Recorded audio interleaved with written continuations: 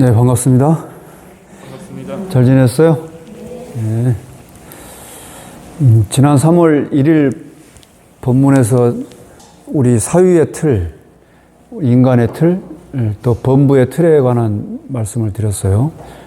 저 범부할 때 범자가 괴짝이라고 그랬잖아요. 괴짝 안에 점을 하나 딱 찍고 그 안에 틀어박혀 사는 게 우리 범부라는 말씀을 드렸는데, 저 괴짝을 딱 깨뜨려 버리고 훤칠하게 바깥으로 나와서 자유롭게 사는 사람을 일러서 성인이라고 그런다라는 말씀을 드렸어요.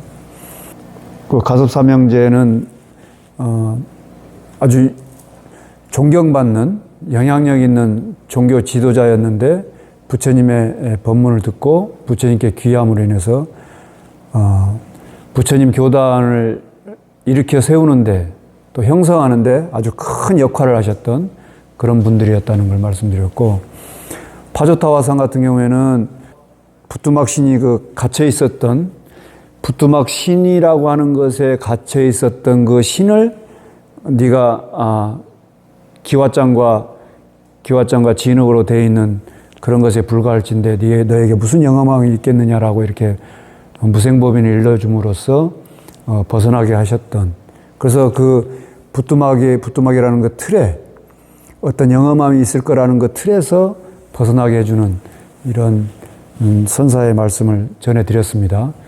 그래서 여기까지 말씀드리고, 그 다음에 제가 식무변처정 이 부분에 대해서는 설명을 못 드리고 지나갔어요. 그래서 오늘은 저 식무변처에 관한 말씀을 좀 드리려고 합니다. 제가 지금 식무변처정 이렇게 써놨는데, 선정이 들 때 초선, 2선, 3선, 4선, 그다음에 공무변처, 식무변처, 무소유처, 비비상처, 이렇게 선정의 단계가 있어요. 욕계, 색계, 무색계 이런 3계가 있는 건 아시죠? 그 욕계 위에 색계, 그 선정이 들면 색계를 얘기하는데, 이 색계에 초선, 첫 번째 선이다 그 말이에요. 초선, 2선, 3선, 4선 이렇게 있고, 그 위에 무색계 4선을 얘기하는 거예요. 무색계 4선에서의 공무변처, 식무변처, 무소유처 이렇게 가는 거예요. 그래서 무색계의 두 번째가 바로 식무변처예요. 그 식무변처, 그 곳이다 그 말이에요. 처는 그 곳이고, 처정은, 저기 지금 처정했잖아. 그 곳에 들어있는 선정의 상태이다 이 말이에요. 이해되셨어요? 부처님께서 이 세 개를 분류하실 때 욕계, 색계, 무색계 이렇게 분류를 하셨는데, 우리 중생들이 아까 범부의 그 범자, 이 괴짝 안에 들어앉아서 점을 하나 딱 찍고 거기서 이게 나다라고 하는, 그 괴짝 안에서 이게 나다라고 여기고 살고 있는 그 범부들이 사는 세계를 욕계 그래요. 근데 이 욕계로부터 벗어나서 이제 수행을 하고 공부를 하고 선정에 들어, 그러면 그걸 색계 그래. 그 색계는 초선부터 4선까지 있다. 그걸 더 뛰어나면, 더 올라가면은 무색계라는 게 있어. 그 무색계에 정에 들면, 무색계에 정에 드는 그 단계가 있는데, 그 단계의 두 번째 단계가 식무변처 정이다 이 말이에요. 근데 저 한자를 그대로 해석을 하면은 의식, 우리의 마음은 심의식 이렇게 얘기를 해요. 우리는 한국말로는 그냥 마음 이렇게 얘기하는데, 중국말로는 심, 우리가 보통 마음 심할 때 심 있죠? 요 심. 그 다음에 우리가 보통 우리가 의식한다, 의식적으로 뭘 한다, 이렇게 쓸 때 의식 있잖아요. 그 그 다음에 식. 안이, 비설, 신의 할 때 안식, 이식, 비식, 신식, 의식 이렇게 얘기할 때 그 식, 그걸 그 식인데, 어쨌든 요걸 다 통틀어서 우리는 마음 이렇게 얘기해요. 그 마음을 세분화하면 심의식이 돼. 이 마음이 무변하다 그 말이에요. 무변. 뭐예요? 가가 없다 그 말이에요. 한량이 없다. 마음이 한량이 없는 그런 곳이 있어. 여러분은 그런 걸 경험한 적 있습니까? 아직 없어요? 그러니까 우리는 그런 걸 경험한 적이 없기 때문에 늘 중생의 삶을 살고 중생의 삶밖에 모르는 거예요. 더 높은 세계가 있다 그 말이에요. 우리들이 보지 못하는 그런 세계가 있어. 알지 못하는 세계가 있어요. 그 세계를 지금 여러분들에게 전해드리는 거예요. 그 세계로 오시라고. 그 경험해 보시라고. 그런 곳이 있다. 그래서 쳐야 그게. 마음이 한량이 없는, 가가 없는, 끝이 없는 그런 곳. 그런 곳이 있는데 그런 곳에 들어있는 선정이다. 그 말이에요. 저기. 문자를 제가 풀어드렸어요. 그럼 이제 제가 식무변처정에 대해서, 왜 이렇게 장황하게 설명을 하느냐. 신을 믿는 종교에서는 우리 인간의 행과 불행, 그 다음에 이롭고 해로움, 이런 것들을 결정을 누가 한다고 그래요? 신이 한다고 그러죠? 신을 믿는 종교에서는 그래서 신한테 빌잖아. 신한테 막 갖다 주고, 아까 얘기했던 부뚜막 신한테 돼지도 잡고, 소도 잡고, 닭도 잡고, 이렇게 막 생명들을 해쳐가지고 그 부뚜막 신한테 갖다 막 바치잖아요. 신을 믿는 사람들은 신에게 모든 인간들의 행과 불행, 이롭고 해로움, 좋고 나쁜 거 이런 것들을 다 갖다 그냥 맡겨버리잖아. 결정권을 신에게 주잖아요. 근데 부처님 당시 때도 그렇고 지금도 그렇고 인도는 만신전이라고 그랬어요. 온갖 신들이 다 있다고 그랬어요. 그 신들에게 모든 걸 다 바쳐. 그리고 신에게 모든 걸 다 의탁해. 근데 부처님께서는 도를 깨닫고 나고 보니까 신이라고 하는 것은 인간들의 생각으로 만들어낸, 중생들이 마음으로 만들어낸 망상에 불과하다, 허상에 불과하다라는 것을 부처님께서는 아셔버렸어요. 부처님께서도 인도라고 하는 풍토 속에 자랐기 때문에 그냥 있는 그대로 그냥 지금 현상에서 벌어지는 것을 그대로 보고 받아들였으면은 당연히 신이 이 세상을 만들고 신이 이 세상을 관리, 감독하고 주재하고 운영하고 있다라고 이렇게 그냥 믿고 넘어가 버릴 수 있잖아요. 근데 부처님께서는 진실을 봤다 그 말이에요. 진실을 봤더니 신이라고 하는 것은 신이 실제로 있는 게 아니고 중생들이 만들어낸 우리 마음에 의지해서 지어내놓은 신이 우리를 지은 게 아니고 중생이 지어서 신이라고 하는 게 의미가 있는 것이구나라는 것을 부처님께서는 아셨다 그 말이에요. 신을 누가 만들었다고?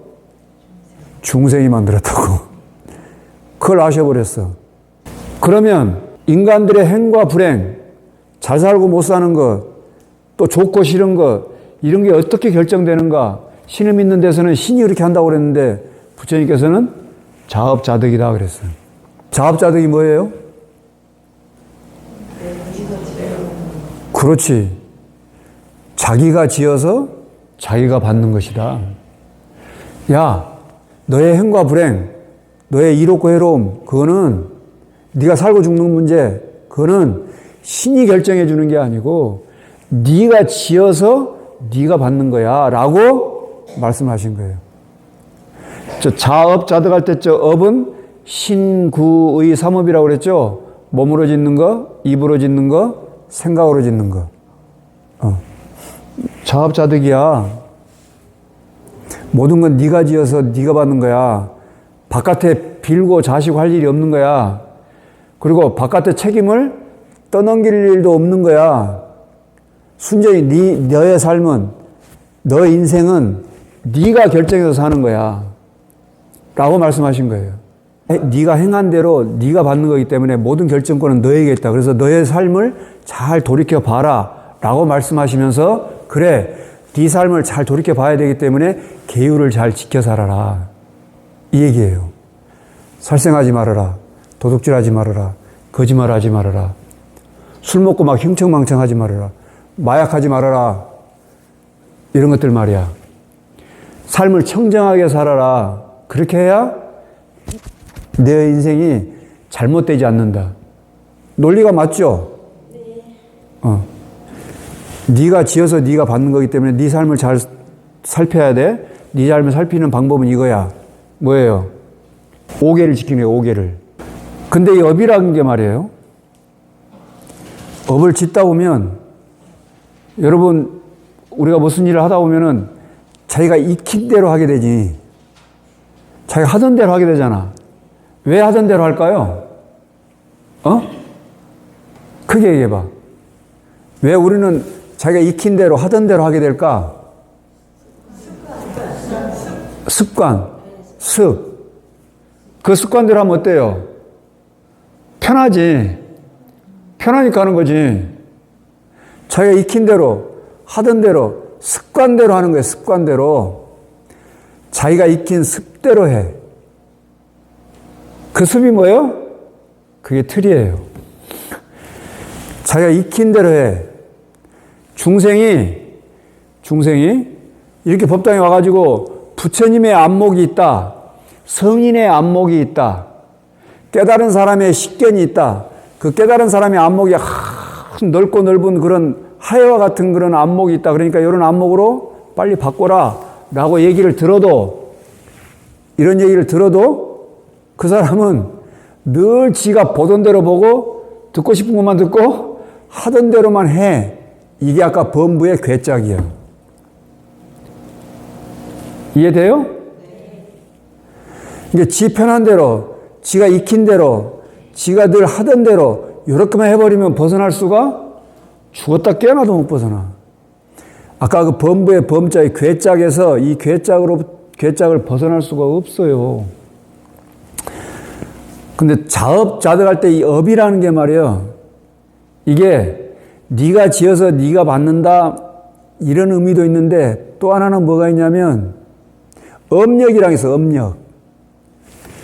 업력이라는 게 습관대로 하는 힘이야. 그래서 이 업력이 엄청나게 세요. 그래서 벗어나는 게 엄청나게 힘들어. 그래서 중생의 업력으로부터 벗어나는 거, 그걸 해탈 그래요. 해탈이라는 게 풀해자 벗어날 탈자거든. 풀어서 벗어나는 거예요. 뭘 푸느냐? 중생의 업력을 푸는 거예요. 중생의 업력으로부터 벗어나는 것, 이게 탈피하는 거예요. 탈피. 그래서 황골 탈퇴 그러죠. 골을 바꾸고 태를 떼어내서 벗어나는 것, 완전히 새롭게 거듭나는 것, 이걸 황골 탈퇴 그래. 그 해탈은 황골 탈퇴하는 거예요. 중생의 업력으로부터 완전히 벗어나는 거예요. 그래야 비로소 부처의 안목, 성인의 안목, 진실을 보는 그 안목으로 우리 눈이 바꿔치기가 돼요. 근데 그렇지 않으면 내내 그냥 그 안에 머물러서 그냥 그렇게 살다 그렇게 끝나. 그러면 저는 식무변처정, 무소유처정 이런 걸 경험할 수가 없겠지. 요건 무색계의 선정이니까 요거 말고도 그 밑에 초선, 2선, 3선, 4선 이런 경지까지도 맛보지 못할 거 아니에요. 얼마나 답답할 거야. 부처님 눈으로 보면 아이고 얘들아 너희들 이런 세계가 있다. 정말 활짝 열려서 정말 편안하고 자유롭고 안락하고 행복이 늘 샘솟는 그런 경지가 있다. 그 경지로 와라 라고 스승은 그렇게 얘기하는데 제자들은 늘 중생의 안목 가운데 그냥 그대로 머물러 있어. 업력이 강해가지고 그 습관 말이야. 습관. 그 훈습돼 있는 대로 그걸 훈습이라고 그래. 이렇게 습이 그냥 몸에 그냥 너무 자연스럽게 배어 있어. 훈습돼 있는 대로 그냥 아무 생각 없이 그냥 그렇게 살아버린다 그 말이에요. 생선을 싼 종이에서는 무슨 냄새가 나? 비린내가 나. 향을 싼 냄새에서는 향내가 나. 이게 훈습이 된 거라고 그래. 이렇게 법당에 와가지고 법문 계속 듣고 가끔 절도 좀 하고 참선도 좀 하고 부처님 경전 말씀 계속 보고 이렇게 해서 자기 자신을 계속 훈습해. 어떻게?